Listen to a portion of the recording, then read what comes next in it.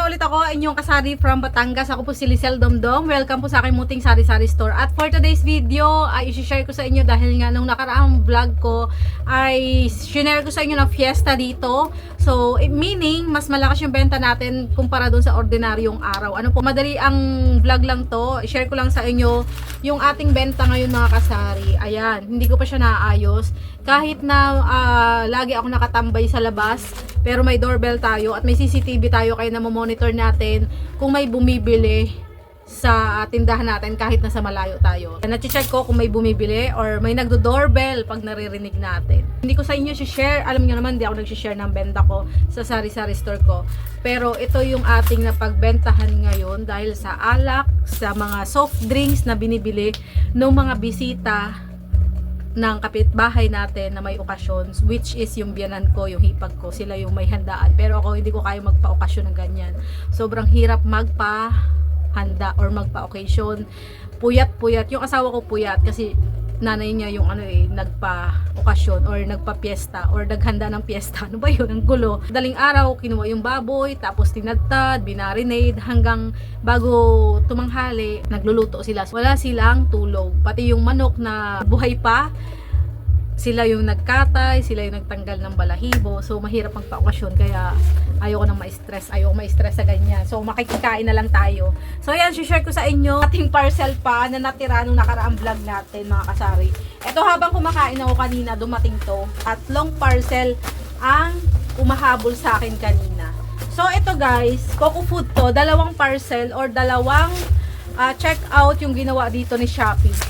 Ayan, sila yung naghiwalay ng parcel ko sa Coco Food. Ito lang yung dalawa sa maraming Coco Food products na in-order ko kahapon.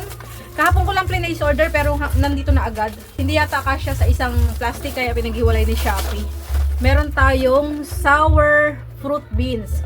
6 pesos yung benta ko nito mga kasari. Ito lagi ko nang sinishare sa inyo, sobrang benta nito dito sa tindahan ko. Ayan, sour fruit beans, sobrang benta niyan. Buy one take one to mga kasari. Kaya dalawa itong nandito. Tapos, meron din itong lollipop na tatluhan yung laman. Na-share ko na rin to sa inyo. Para magka-idea kayo kung ano yung mabenta. Ito yung mga mabenta sa sari-sari store ko. Matagal pa tong expiration. Sa totoo lang, may mga nagtatanong dun sa group kasi nag-affiliate ako niyan. Kung yung Coco Food ba daw ay FDA approved. Pero, chinek ko sa FDA, hindi naman lahat ng products ni Coco Food or ng distributor dito sa Philippines na si New Chanli Asia Corporation ay makikita mo doon sa website ng FDA.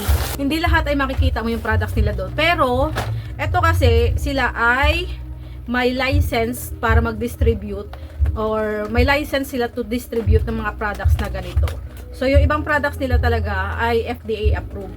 Makikita mo, i-check nyo doon sa FDA website na doon yung pangalan ng New Chanli kung saan makikita nyo dyan sa packaging ni Coco Food sa box niya. So next guys, ito palang ating mantika na shinare ko nung nakaraang vlog na sabi ko dapat tatlo, dalawa lang pala talaga. Ayan, dalawang 1 liter lang talaga yung order ko. So hindi nagkamali yung seller. Magrereklamo na sana ako pag check ko ay tama naman.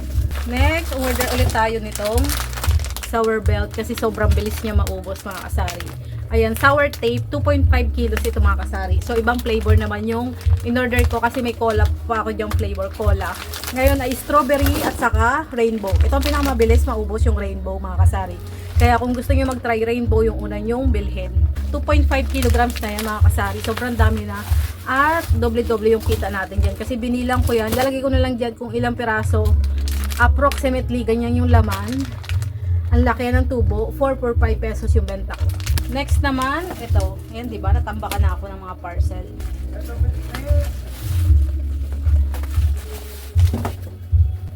So, diretso na tayo. Mga lasing yung mga customer ko. Kanina pa siya nagtatanong ng chicharong baboy. Kanina ko pa rin sinasabi na wala. Ngayon, bumabalik na naman, chicharong baboy ulit ang tinatanong. Sinabi na nga wala. Ang kulit baga. Hirap talaga kausap ng lasing. Ito, dahil sobrang lakas ng ice cream ko, 'di ba na-share ko sa inyo. Naku, nakailang gawa na ako ng ice cream, 4 na nagawa na. ilang batch yun, na 35, 35, 40, 40. Kasi sinamahan ko nung bandang huli ng all-purpose cream. Kasi first time kong gumawa ng ice cream, gawa ng Enjoy powder. So, sinunod ko yung instruction sa packaging. Nung sinunod ko, okay naman siya. Lasang vanilla or lasang ice cream ng Jollibee. Kaso, medyo ma-icy siya. Lalo na pag sobrang tigas na talaga niya, mga kasari. Ngayon, dito sa instruction, lahat ilang ang ginawa ko. Tapos, sunod na batch na gawa ko, sinamahan ko na siya ng all-purpose cream ng Nestle. Una kasi, creme densada muna ang nilagay ko. Tapos, sunod na gawa ko, binawasan ko yung tubig, dinagdagan ko ng all-purpose cream saka creme densada ulit. Check nyo na lang, panoorin nyo na lang yung kung paano ako gumawa ng aking DIY ice cream gawa sa Enjoy. So ngayon, ang request ng mga bata ay chocolate flavor.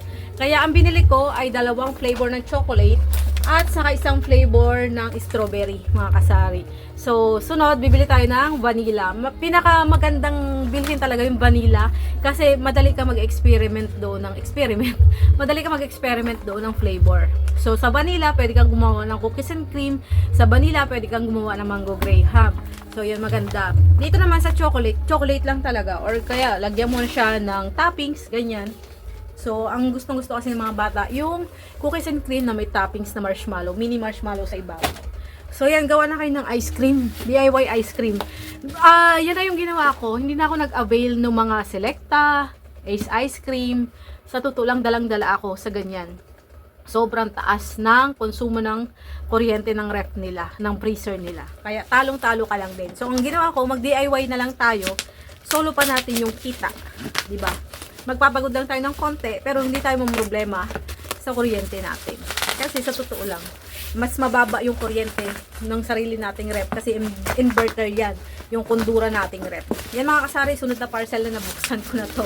Ito yung kaputol na order ko sa Coco Food, mga kasari. Ako, naka 10 minutes na pala tayo. Sobrang daldal mo talaga, Lisel. So, ito mga kasari, yung order ko sa Coco Food. Diba, shinare ko sa inyo kung ano yung racket ang pinag-iintindi ko dito. Kumita lang tayo ng pera. Ayan, di ba shinare ko sa inyo na meron akong tindang ganito, yung Momom. Kaso, trinay ko tong Coco Food. Sabi nila, yung Momom daw, saka itong Coco Food na Coco Crunch, Choco Crunch, meron pa yung isa, yung Konu. Pinakamasarap yung Konu. Masarap talaga siya, kaso mas mahal talaga siya. Laki ng diferensya. So, dito tayo sa mamurahin para mas marami yung takal. Kasi tinatakal ko to, lagay ko sa cup. So, ngayon, first time ko bumili nitong Choco Crunch ni Coco Food. Kasi dati, out of stock to. Nung nagka-stock, bumili ako, buy one, take one siya, mga kasari. So, itatry natin kung magugustuhan to ng ating mga suki dito sa Sari-Sari Store. May nag-share sa akin sa comment section na itry ko daw itong mini sour beans na mabenta raw ito, masarap daw ito. So, trinay natin bumili nitong mini sour beans, mga kasari. First time kong bumili nitong mini sour beans. Yan siya, mga kasari. Hindi lang kita yung laman niya, pero maliliit lang siya, mga kasari. Hindi ako magbubukas kasi hindi ako kumakain ng ganito, masasayang lang. Wala ding bata dito sa amin para kumain ng tira ko. So, yung pwedeng pang pisong candy, yung haha. Ayan, haha na candy. Bumili ulit tayo nitong rainbow fruity flavor. Ayan, masarap ito. Lagi out of stock to kay Coco Food. Tapos happy time. Dalawa pa lang na order ko nito. So, first time ko order nito. Yung sabi ng mga bata, pampabango daw ng hininga. Cool mint candy, mga kasari.